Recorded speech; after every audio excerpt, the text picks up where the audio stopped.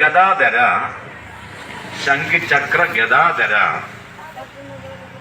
അക്ഷയ പിണ്ടരീകാക്ഷ പ്രേതമോക്ഷകൃതോ ഭവ പിതൃമോക്ഷകൃതോ.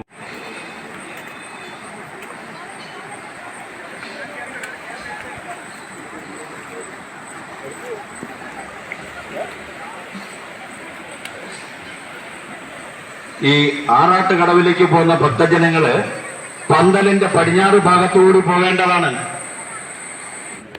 കെട്ടഴിക്കണം എന്ന് പറഞ്ഞിരുന്നാല് കർമ്മം ചെയ്യുമ്പം ദേവഗണങ്ങളെ നമ്മൾ ആവാഹിച്ച് കെട്ടി നിർത്തിയിട്ടാണ് നമ്മളിത് ചെയ്യുന്നത്. അതുകൊണ്ടാണ് കെട്ടഴിക്കണം എന്ന് പറഞ്ഞത്. ഇനി ഇലയിൽ വയ്ക്കാം. പൂവും എള്ളും കൂടെ എടുത്ത് എഴുന്നേക്കാം. അതിന് കയ്യിൽ ഇലയോട് കൂടി എടുക്കണ്ട, കയ്യിൽ വാരി വയ്ക്കാം. കയ്യിൽ വാരിക്കൊണ്ട് എഴുന്നേക്കാം. എഴുന്നേറ്റിട്ട് പറയുന്നത് ശ്രദ്ധിച്ച് കേൾക്കുക. നമ്മൾ ഇരിക്കുന്ന ഇലയുടെ മധ്യഭാഗത്ത് നിന്നും വലത്തോട്ട് ഒതുങ്ങി നിന്ന് ഇടത്തോട്ട് വേണം കറങ്ങാൻ. നമ്മൾ വലത്തോട്ട്, ഇപ്പൊ ഞാൻ നിങ്ങളെ നോക്കി നിൽക്കുന്നു, ഞാൻ ഇങ്ങനെ തിരിച്ചു വേണം കറങ്ങാൻ.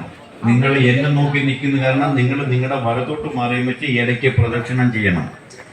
അവിടെ നിന്ന് കറങ്ങിയാൽ പോരാ, ആ ഇലയ്ക്ക് പ്രദക്ഷിണം ചെയ്യണം. മരിച്ച വ്യക്തികളെ സങ്കല്പിച്ച് വെക്കുന്നതാണ്. ഓ യാനി യാനിജ പാപാനി ജന്മാന്തര കൃപാനിജ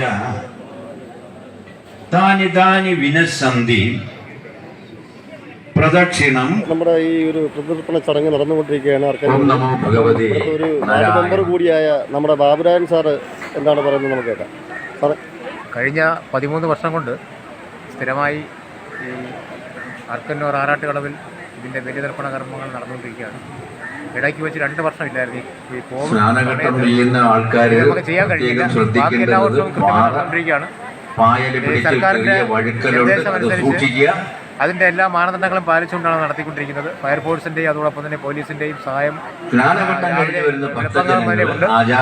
അതിൻ്റെ എന്തെങ്കിലും ഇൻ കേസ് ഒരു കാഷ്വാലിറ്റി ഉണ്ടായി കഴിഞ്ഞാൽ അവർ എത്രയും പെട്ടെന്ന് ആശുപത്രി എത്തിക്കേണ്ട ആംബുലൻസ് അതോടൊപ്പം തന്നെ വാളണ്ടിയേഴ്സിൻ്റെ സേവനം എല്ലാം ഇവിടെ ഒരുക്കിയിട്ടുണ്ട്. യാതൊരുവിധ ബുദ്ധിമുട്ടില്ലാത്ത പുരുഷന്മാർക്കും സ്ത്രീകൾക്കും പ്രത്യേകം കുളിക്കട ഉൾപ്പെടെ ചെയ്തുകൊണ്ടാണ് ഇതെല്ലാം നടത്തിക്കൊണ്ടിരിക്കുന്നത്. ഇതുവരെ യാതൊരുവിധ വിഷയങ്ങളുമില്ല. അതോടൊപ്പം തന്നെ ഇതെല്ലാം കഴിഞ്ഞു വരുന്നവർക്ക് അവിടെയുള്ള അന്നദാനം ഉൾപ്പെടെയുള്ള കാര്യങ്ങളെല്ലാം അവിടെ ചെയ്തിട്ടുണ്ട്. എല്ലാ വർഷവും ഇവിടെ അങ്ങനെയാണ് ചെയ്തുകൊണ്ടിരിക്കുന്നത്.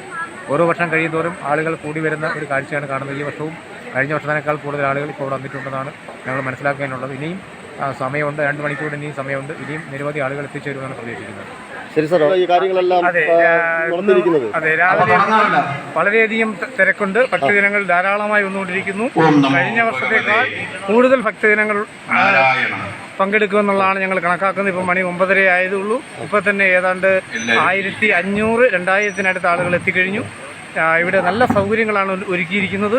ഇവിടെ സ്ത്രീകൾക്കും പുരുഷന്മാർക്കും പ്രത്യേകം കടവുകൾ, അതുപോലെ തന്നെ സാധനങ്ങൾ വിതരണം ചെയ്യുന്നതിൽ കാലതാമസം വരാതെ പ്രത്യേകം കൗണ്ടറുകൾ, അത് കഴിഞ്ഞ് തിലഹോമത്തിൻ്റെ സംവിധാനം, അത് കഴിഞ്ഞ് ഞങ്ങൾ പങ്കെടുക്കുന്ന ഭക്തജനങ്ങൾക്ക് സൗജന്യമായ ഭക്ഷണം, അതുപോലെ തന്നെ വാഹനം പാർക്ക് ചെയ്യുന്നതിന് ഉള്ള സൗകര്യങ്ങൾ എല്ലായിടത്തും വോളണ്ടിയർമാരെ ക്രമമായി ഫയർഫോഴ്സ്, പോലീസ് എല്ലാ സംവിധാനങ്ങളും വളരെ മെച്ചപ്പെട്ട രീതിയിൽ ഒരുക്കി വലിയ കർമ്മങ്ങൾ വളരെയധികം നല്ല മെച്ചപ്പെട്ട രീതിയിൽ പുരോഗമിക്കുകയാണ്.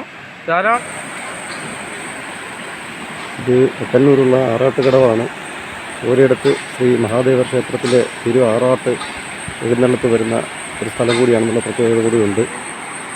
അപ്പോൾ ഇവിടെ 5 മണി മുതൽ തന്നെ 5:20 മുതൽ തന്നെ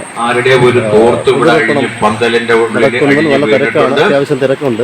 അതുപോലെ തന്നെ ഒരു അറിയിപ്പുണ്ടായിരുന്നു 3:45 ശേഷം